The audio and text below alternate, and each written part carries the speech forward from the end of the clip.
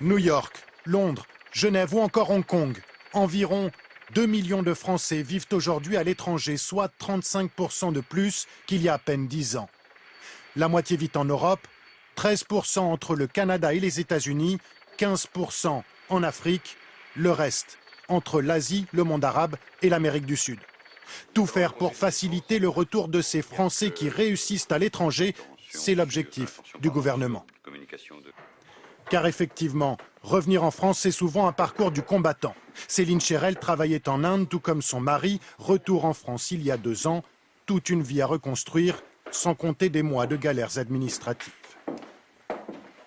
Que ce soit réinscription dans les écoles, à la sécurité sociale, des facilités pour nous réinscrire dans les banques. On aurait préféré avoir un peu plus d'accompagnement par soit le service des ressources humaines, soit peut-être un autre organisme d'aide au retour.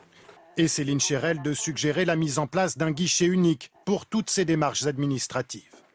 En 5 ans de vie à Londres, Marion Profichet, elle, a eu le temps de devenir responsable de ce salon de coiffure. Elle est sur le point de rentrer dans le sud de la France et redoute d'être plus jugée sur ses diplômes que sur son expérience.